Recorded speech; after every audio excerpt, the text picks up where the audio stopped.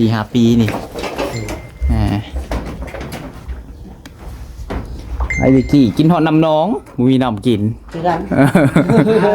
จังจันเลยเห็นน้ำโอ้ยแมนกินเวิร์ดแมนมันฮ้อนมันฮ้อนแล้วก็ช่วงนั้นมันมีน้ำอึดน้ำได้เนาะน้ำสุกเวลาครับไปหาติดจักเจาะจักจันนี่พี่น้องเอ้ยแปลว่าน้ำยังนี่หายไปอยู่น้ำกินแต่ว่ามันเบิดแล้วมันเฮาย่างไรมันชิวมีหอดแห้งย่างเนาะอย่างน้ำอย่างน้ำเลยหากินเบิดน้ำนองตะกี้อันนี้ว่าตะกี้พี่น้องเอ้ยเนาะแต่เดี๋ยวนี้เนี่ยโอ้ยแดดได้หนึ่งนี่ก็จะเป็นวินย้อนก็ยังไม่ได้เถาได้นี่ก็เชิญสีเถาก็เชิญสีเถาว้าว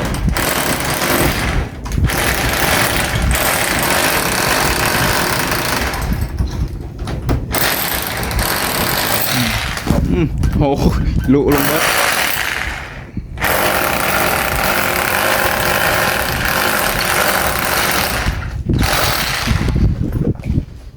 กลับมาเริ่มมาเห็ดเวียกปกติว่าป่ะนี่แต่คนงานแบบบ่ถูกปกติเลยแต่ว่าคนงานบ่ปกติบ่มีเลยคนงานบ่มีเลยโดยมีคนก็จ้างเพิ่นก็อยากมาแล้ว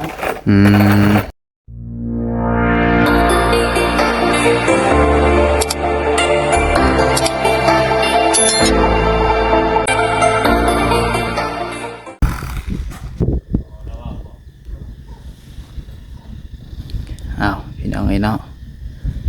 สองไอ้น้องสุเพิ่นเฮ็ดเวียกกันงอมแงมอยู่พี่น้องเนาะ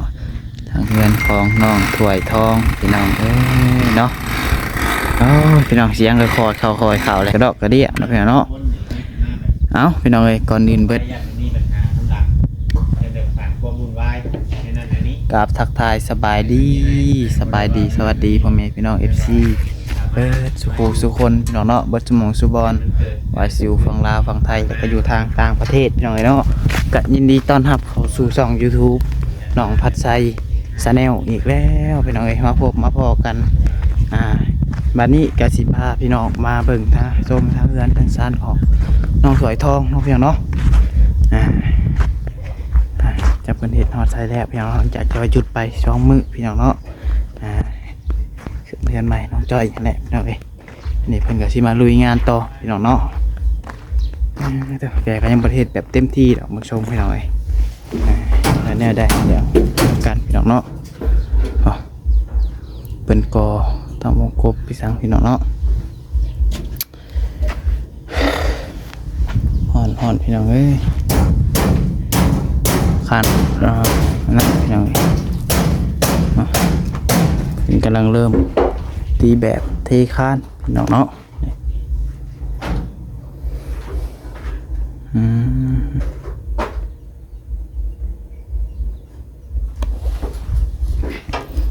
ใช้อยู่กัน2ไอ้น้องวันนี้เนาะพี่น้องเพลแล้วหรือเปล่าตัวนี้เนาะสบายดีด้วยน้องละสบายดียังอยู่ยังไม่ทันเทนี่เขาแบบไปตัวนี้แหละสุดที่ตีแบบไวก่อนเนาะ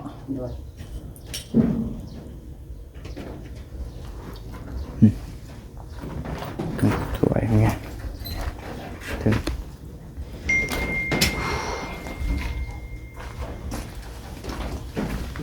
สบายดีไอ้ตัวใส่เลยห่อนอยู่บ่ชูเจ้ากะห่อนอะไรเดี๋ยวน้ำห่อนแต่คอยห่อนเบิกกูคนนั่นแหละแดดเอ้าเลยแดดตะกี้นี่ตอนยังน้อยนี่เนี่ยแดดนี่ก็ไม่ได้อยู่เลยตะกี้นี่หาติดจักจันแต่ได้ตะกี้นี่หาเห็ดบางอย่างแล้วหาอันบักยางมาเห็ดอันอย่างคนเดิมอย่างไปไปเจ้ากันโอ้ข่อยก็ว่าข่อยผู้หนึ่งแล้วไปตะกี้กันติดจักจันแต่นายบริหูจักฮ้อนทำข่อยนะข่อยมีเซียนบริหูจักฮ้อนยี่ข่อยก็อยู่หายอยู่หน้าแล้วบริแนนเซียนคนอยู่ในเมืองติดๆนายก็ไปอยู่ในเมืองวัน4-5 ปีนี่ ไอ้ตะกี้กินฮอดน้ำน้องบ่มีน้ำกิน คือกันจักจันเลยเห็นน้ำโอ้ยตอนนี้หอบกินเวิร์ด แม่แน่น คือกัน มันฮ้อนมันฮ้อนแล้วก็ช่วงนั้นมันบ่ได้มีน้ำอึดน้ำได้เนาะ น้ำสุก เวลาครับไปหาติดจักเจาะจักจันนี่พี่น้องเอ้ยแปลว่าน้ำยังนี่หายไปอยู่น้ำกินแต่ว่ามันเบิดแล้วมันเฮาย่างไรมันสิมีหอดแห้งย่างเนาะ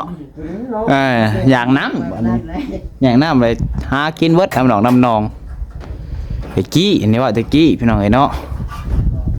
แต่เดี๋ยวนี้เนี่ยโอ้ยแดดได้หนึ่งนี่ก็สิเป็นวินย้อนก็ยังบ่ได้เฒ่าได้นี่ก็เชิญสิเฒ่า ก็เชิญสิเฒ่าว้าว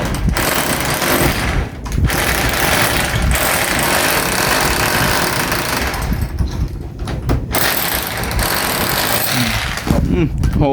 ลุลงเบิด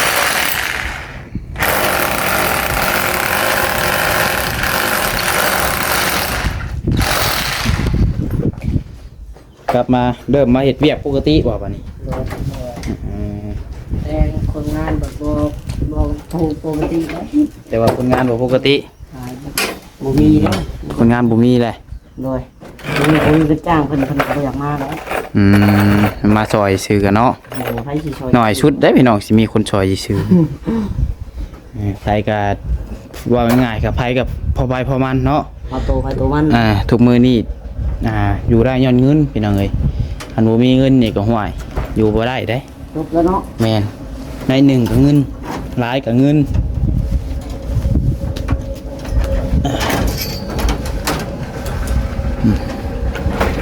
ทุกอย่างมันต้องใส่เงินทุกมื้อนี่บ่มีเงินแล้วอยู่บ่ได้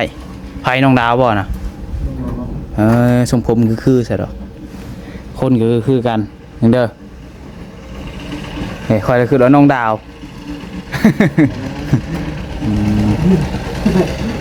คืออยู่ได้แต่มอขับรถไทยนะ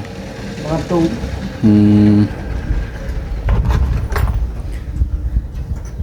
น้องพลอยยังบ่มาเลยบ่น้องจอยเพิ่นเมื่อประมาณเป็นถิดแล้วบ่เพิ่นเมื่อนี่บ่คิดฮอดบ่จ้ะธรรมดาจะมาให้แต่ละมื้อแต่ละคืนจะมาให้บ่จักเนาะมาเถิดอยู่จักเห็นบ่น้องล่ะฮะโมโหเลยอ้าวย่านว่าอันให้คิดฮอดเมียคนบ่มีเมียบ่ฮู้ดอกเนาะบ่ฮู้ดอกเฮาฮู้ดอกของคนบ่มีเมียเฮ้ย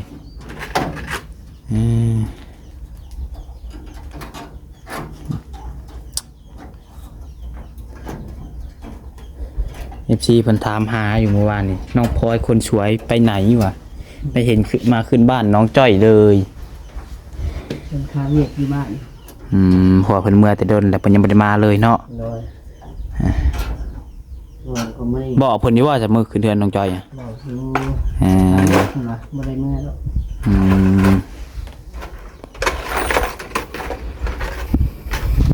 เจ้าบ่ฮ้อนบ่น้องล่ะเจ้าบ่ฮ้อนบ่อัดปากอัดดังคักเลยข่อยขนาดนั้นใส่เสื้อแขนยาวซำนี้สิข่อยยังสิตายเลยนี่โอ้ดีแล้วเขาบ่ได้เปลือกปีหน้านี่เขาจะใส่นี่แล้วคันเฮาเคยใส่มันก็ลึกเนาะมันบ่ใส่พุ่นบ่ได้เฮ็ดเวียกนี่เพื่อออกแล้วปับบ่ส่งก็บ่อยู่เนาะเคยเพิ่นเด้เคยบ่ส่งคันบ่ไปนี่ผู้ที่เพิ่นมาอีบ่ไม้คืองัวกินควายกันแล้วไทยบ้านนี่แม่นเนาะควายใช่เพิ่นเนาะควายก็บ่แม่นโตถึกๆเป็นหมื่นเนาะ4-5,000เป็นหมื่นควายอายุหาซื้อควายได้ถ้ามันมุ้ยนะควายน้อยก็คือขายควายน้อยเนาะไปขายตัวใหญ่พี่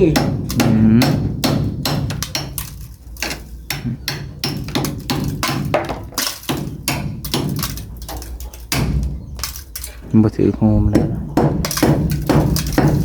ยักไปถามเพื่อนตัวเองแล้วบาดนี่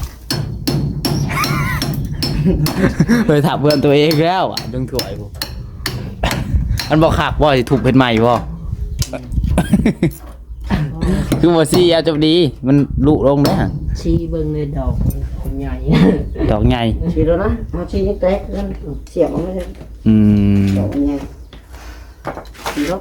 มันบ่มีบ่ตัวดอกน้อยครับ มันเบิดแล้ว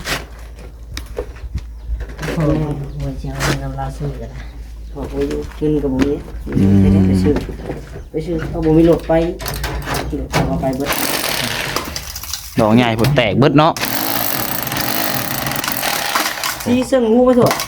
เสื่องก้อนบล็อกมันเป็นป่องลงเลยน่ะ มันเสิ่งแล้วแต่มันพลาดออก บอลนี่บ่ได้เนาะ เอาว่าเสื่อง แตกหมดเลย ทำมันว่าซาลุมนี่ไปฉีดเลย เพราะว่าบ่ใส่ยัก มันย่างไรกันเนาะ สีดีมันแตกใส่แป้งเทปูนกับมันอยู่ แตกหมดเลยพี่น้อยสว่านใหญ่เนาะ ดอกไงเหรอ มันจะใส่แบบเลย เอาเลย ขอชิลงอะไรแล้วบ้าน ลงก็ได้ เอาลงไปแล้ว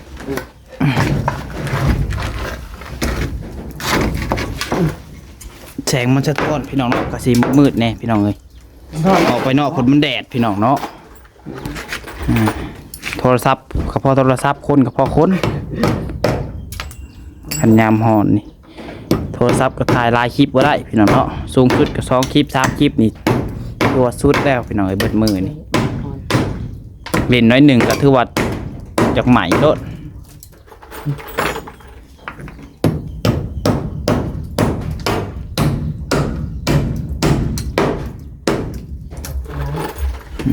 มีเก่าทำแหนมในนี่เพราะว่าทีที ดอกอยู่เลย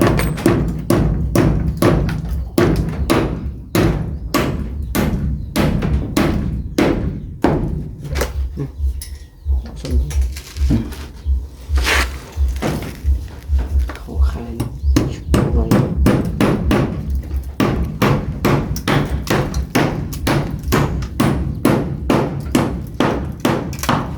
ป้องมันด้วยเถอะ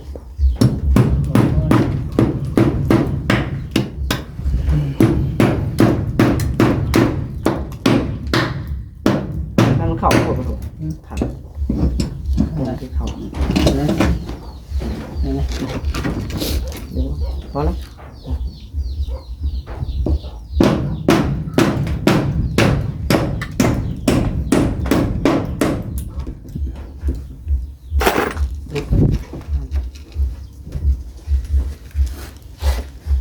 ลองดูแบบแป๊ะ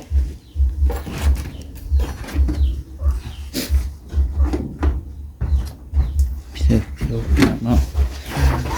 เริ่มสิอยู่บ่ได้แล้วนี่ ห่อนเนาะ บ่มีหัดลมหัดแรง หนึ่งชุก บ่มีหัดลมหัดแรง ว่าตอกเล็ดตากแดดนิดหน่อยหนึ่งชุกหน่อย เอากระถาไปปะไว้ดูลองถอดไข่ไว้คอนเทนต์ไว้อีกคอนเทนต์ขอดไข่บ่เนาะทีมงานสร้างแก้วก็เริ่มมานานแล้วเนาะเพราะว่ามีแต่ลูกๆเฮ็ดปานนี้เนาะลูกๆเพิ่นเฮ็ดเองพี่น้องคอยเฮ็ดเล็กน้อยเดี๋ยวมีแต่ปูน แล้วก็ต้อง ระวังตำเลยทางน่ะ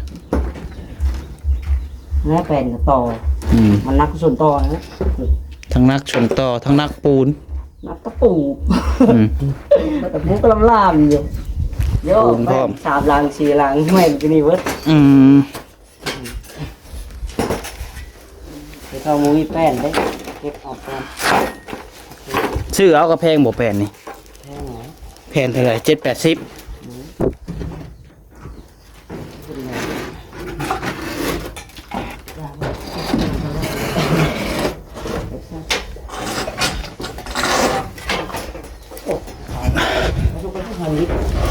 เดี๋ยวเนาะเบิ่งบางทีตัวนี้เนาะ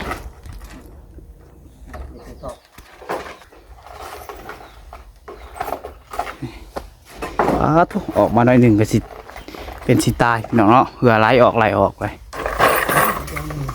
นี่แหละพี่น้องเนาะบไหว้พี่น้องเอาผมก่อนหมวกกระบุมี นอกคือไทย บ่ได้ดอกว่ามีถ่ายคลิปกะ แดดปกติ แม่นแดดดอกก็ดี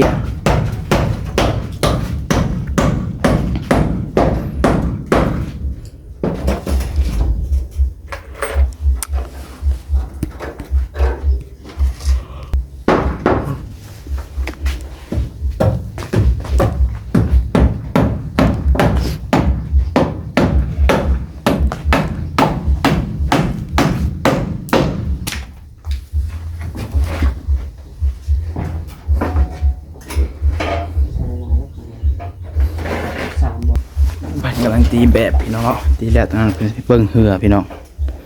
ป้อที่ตัวเอาไว้สามผูกแขนมือว่านนี่แหละพี่น้องเนาะ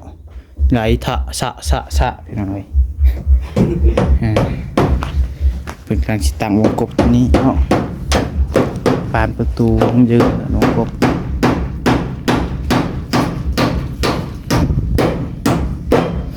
เริ่มเป็นหูเป็นหางแล้วหน่อยเนาะ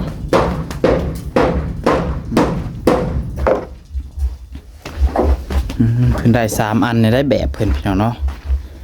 นี่ตอนนี้เพิ่นก็ตีแล้วเรียบร้อยพี่น้องนี่ก็จะเทอันนี้เนาะอ๋อวันที่เจ้านอนน้ำน้องจ้อยเบิดบ่โทษนอน3คนบ่วัน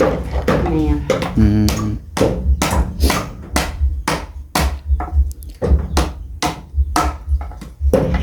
นี่เป็นมือฮะว่าไปใจประตูเนาะเพิ่นเอาไปสินอนเพิ่นบ่นอนซ้ำเนาะมาฮู้น้ำเพิ่นเลย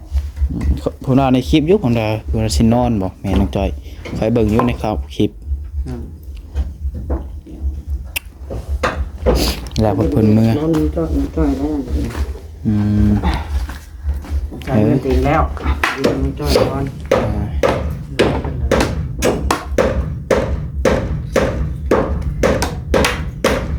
เพื่อนอยู่เจ้าแล้วก็ได้นอนบ้านคือเก่าเราหมักละเมอโอ้แนวมันละเมอคือเราไม่ได้เลยปะปะไดรอกนอนผู้เดียวเนาะอันตรายมันน่าจะที่คอไล่ปุกขุกเอาจอยนอนผู้เดียวเดินไปเลยแล้วเลยเนาะแค่ว่าฝันจะมองนะหนักนี่แนวมันคนคอนอ่อนปล่อยก็เคยเป็นอยู่เคยเป็นเท่าหนึ่งละเมออันนี้มีคนเอิญเอาเลยแล้วเลยพี่น้องเนาะเดินตะปูด้วยเหยียบมาโรเดอร์ตะปูมาเด้อเอาบล็อกมันก็ทางใต้ตรงนี้ได้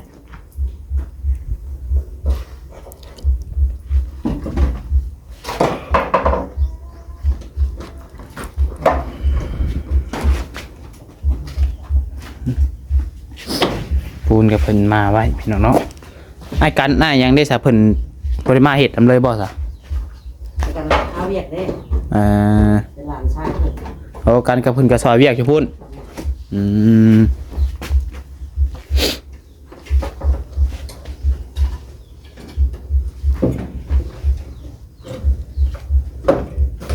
ตัวบวมขึ้นน้ำจ้อยตัวนึงล่างเอาแล้วครับก้อนใหญ่ๆตัวนั้นมัน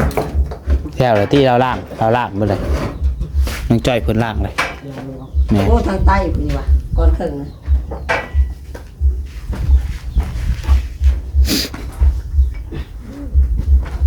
นี่เอาก้อนนี้มาปรุงแบบนี้ที่โต๊ะหมักเลย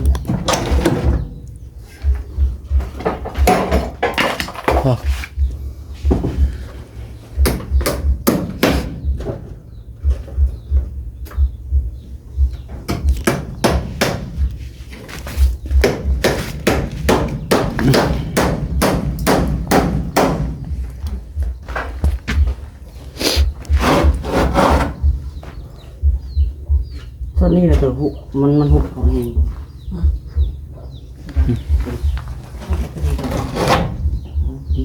ขามันออกนอกแล้วมันออกนอก